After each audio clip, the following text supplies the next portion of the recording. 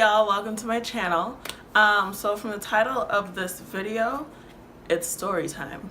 So what I'm gonna do is for the next 7 days leading up to Christmas, so up till Christmas Day, I will be sharing a story, hopefully, with y'all. I feel like I got stories for days, but I've got the brain of a fish. So we're gonna see how far we can get. But today's story, from the title, as you can see, the time that I ran away. So let's let's rewind, my bad, to 2011. There was a backstory to this, so this kind of has to do with my first relationship. And I don't know if y'all remember watching that video, but you can definitely go back and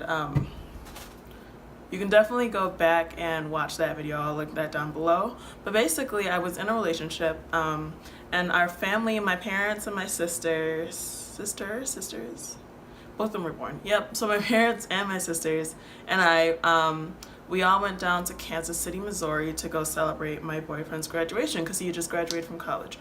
So we drive down there, and I had sent my ex, or boyfriend at the time, you could say a semi-nude picture on Facebook. Snapchat was not around at this time, and even then I don't suggest doing this. But I had sent him a picture on Facebook Messenger, and my parents were on my laptop, and because they were digging through my personal life, just so happened to end up on my Facebook account. And because it was my laptop, I automatically was able to sign in. No one ever uses my laptop, so I didn't ever think this was gonna happen. But they ended up going into my Facebook, and like, I had sent him a message on Facebook, and when I'm using it on my phone and you have it up on your laptop, it will pop up on your laptop also. So whatever I sent to him, my parents could automatically see. And I remember taking that picture and I was at his mom's house in their bathroom. But I remember taking that picture and then going back to the room that my parents were in, and they were just like, you could tell something was off, but I couldn't tell what. And then their mood was just like weird, and they were acting all distant and mad and rude and mean. And I'm just like, what the hell did I do? Like, why are y'all mad at me? Not knowing that they had seen the picture. So anyways, fast forward to when we get back to Minnesota. Like on the drive, because we drove from Minnesota to Kansas City. So we're driving back, and I just remember like it just being a dead silent car ride, and no one was saying anything, and like my mom was like throwing insults at me. I'm like, what is going on here? So the night we get back to Minnesota, my mom comes into my room and she's like, open up your laptop. I'm just like, what? And she's like, we saw the picture that you sent, blah blah blah. I'm not gonna say his name, he knows who he is if he ever watches this channel. But she was like, we saw the picture that you sent this person. And I'm just like, oh crap, here we go. So then, me not knowing what other options I had, because if I didn't open up my laptop, that was instant whooping, and then on top of the whooping, I would have had to open my laptop anyway. So I opened it up, and my mom starts going through my Skype messages, so she's seeing my messages between my friends and like my girlfriends and my boyfriend, and reading everything, and like Facebook, Skype, because Skype was a thing back then, Facebook, Skype, I don't know what else, but they went through everything. My son Messenger, if I had that, probably went through that too. And then they took my phone, and it just all went downhill from there. So they saw the pictures on my phone, the text messages on my phone, and it was just terrible. So what their punishment to me was to take away all electronic devices. I was not allowed to use a house phone, nothing. And they didn't talk to me. I couldn't watch TV. I literally stayed in my room, and once they turned off the TV and everything, then I like had to go downstairs and clean. So went downstairs to clean, and there was like one time in the afternoon, my parents were gone, and like I snuck the house phone real quick, and I called my boyfriend. I was like, hey, this is what's going on. Like, they found this and they're super pissed, and my mom's talking about she's gonna call the cops. Yes, my mom said she was gonna call the cops. I know. So yeah, she was like, I'm gonna call the cops, like this is rape, blah blah blah. And I'm just like, the state of Minnesota, blah, blah, blah, because I had checked up on all the laws. I wasn't about to let my boyfriend get in trouble for any of this stuff. But they were just being super dramatic. And so I remember it was, and because, okay, pause for a second. When we got back from that trip, I don't remember what day it was, but I just remember that I had no sense of like time. I only knew day or night. I don't know what day it was. Like, I don't know what day of the week it is, nothing. So apparently it was the day before Christmas that I decided to run away. I technically don't see it as running away. I was 18. So basically that night I remember like we were arguing. I was in my room doing nothing, and then my parents were watching like some rerun of the BET Awards or some music award or whatever, and 50 Cent was on stage because I could hear the music from my room. But 50 Cent was on stage and he had like his backup dancers and everything. And my mom was like, that's what you want to be? You want to be a video person dancing on stage all naked, blah, blah, blah. I'm just like, where did that come from? Like, what? Like, what? Like, oh my gosh, I was so flabbergasted. I literally was thrown off. I had no idea where that came from. But once she said that, I literally just like flipped the switch. I literally turned off. I stopped listening. And I remember they like yelled whatever, and then my mom called me like a prostitute and all this other stuff, and then she left the room. And I'm just like, I can't deal with this. Like, this is not about to be the rest of my life. I can't do this. Not going at all. So that night I remember I packed all my stuff into like bags and garbage bags and stuff, and I threw like, I remember I had my sleeping excuse me, sorry, I had my sleeping bag, and I took the sleeping bag out and I put all my clothes in there and like threw it out of my room, and I told my friend to come pick me up. And he like drove to my neighborhood. No, he lived like 20 minutes away. I don't know why he did this, but it is what it is. He drove to my house, and then I threw all my stuff in the backyard, and I was like, just come to the back and come grab it for me.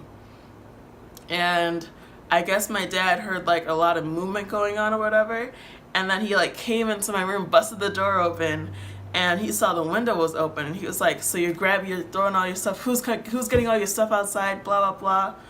And then he yelled outside, he was like, whoever that is, I'm gonna call the police on you. Like, this was a crazy moment in my life. Like, I've had a lot of crazy stories, but this by far, one of the craziest.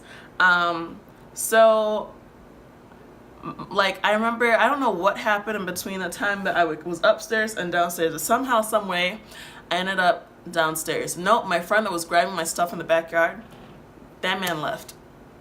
He left and went all the way back to his house. Not even like drove down the street. He went back to his house. So I remember I came downstairs, and my mom was like, if you want to leave, then you can leave, blah, blah, blah. And I'm just like, she just gave me permission to leave. I'm out.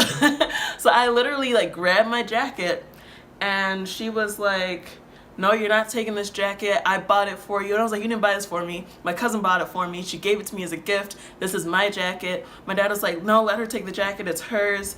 We didn't buy it. And I'm just like, it's my jacket. And she's like, no, it's not. So I was like, F it. I'm just going to leave without the jacket. And luckily for me, I swear to God, luckily that winter was warm. Like, there was no need for the jacket. So I remember like she was like, if you want to leave, then go. And I'm just like, okay, fine. Grabbed the door open and I ran. Like, didn't even look back. I took off running. And then I ended up, there's this one girl I went to high school with, and she lived like not even half a mile from me. Like, it was super close. So I left and I went to her house. And then I called my friend who's like supposed to get my stuff out the backyard.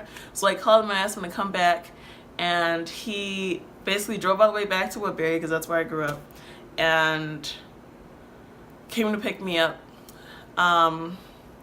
So I remember later on that night, we went back to his place, but later on that night, like, I called one of my girlfriends, and she was like, yeah, the cops are looking for you, and they said that you ran away. And I was like, no, I didn't run away. I'm just at this person's house, and she said if I wanted to leave I could leave, so I left. And the cops had called her, and like they called a bunch of other people that were in my parents' contacts or whatever. And then somehow, some way, the cops got a hold of his number. So they called him and they were like, yeah, well, she's here if you want to talk to her. And I was like, sure, why not, you know, just let them know that I'm safe and that's it.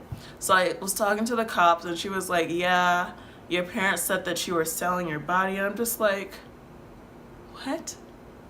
Like, what? Man, when I heard that, I was like, no, I'm not selling my body. I'm in a relationship. They caught me sending a picture to my boyfriend, and that's the reason why they're acting like this. And she's like, well, I suggest that you come back home. And I was like, no, I'm not coming back home, because all it's gonna happen is things will get worse, and I'm just not even gonna be able to cope. I don't want to go back there. And she was like, okay, well, I'm gonna let your parents know that I spoke to you and that you're safe. And that you're not coming back home, and I can't force you to come back home because you're over 18. And I was like, thank you, enjoy your night, and bye. And from that point, I did not return home till 6 months later. So looking back at this story, will I ever do this again? Honestly, I don't regret it, because I feel like that was the only way my parents were going to understand that the grip that my parents wanted to have on my life was unhealthy. It literally was like, from freaking up until I came back, so up until I was like 18, up until I was about 18, 19, I had a 10 p.m. curfew. I had to be home at 10, and like all my friends are slightly older than me, so they're going out to all these places and I couldn't go anywhere. And then it's like, okay, well, I go out to a party, right? And parties don't pop off until like midnight. And my mom would be like, well, the latest you can come home is midnight. Why am I going out then? Like, what's the purpose? Why? So when I came back, things definitely got better. And obviously now they're much better because I live on my own. But that also took a struggle too. But either way, I don't regret doing it. I definitely feel like it improved the relationship I had with my dad, at least. I can let him know my honest thoughts on why I'm doing something and the reason why I feel like it's a benefit for me. It also helped me learn self-independence. I feel like although it was a very tough time, I wasn't able to work, nothing. So for 6 months, I was living off of other people, and shout out to all of them, because they definitely helped me get through that period. It was definitely tough, no lie. It was a tough period for me. But in a sense, it made me much stronger than I feel like I would have been. And I also kind of got to experiment. And I'm not saying like go out and be crazy and do drugs and all that stuff, but like I feel like living, I don't know how to put this, and please don't take me word for word, but living your life in a sense where you feel like you won't ever look back and be like, I wish I would have done this, or I wish I would have done that, is a thing that I hope to live up to. I feel like I've done a lot already. But having that sense of, okay, I don't feel like I've missed out on this, or this. Like, I feel like for me being 24 years old, I feel like I've experienced and accomplished and gone through and built from the bottom and like worked my way up. That was literally the lowest point of my life, and I feel like I've worked to a certain extent where it's like if I told someone this story, I feel like people that don't know me that hear this story and then like know me now would be like, oh my gosh, that's so crazy. But thank you guys for watching. This was story 1 out of 7 days of Christmas. Hopefully I'll come back with something interesting for y'all tomorrow. But till then, peace out.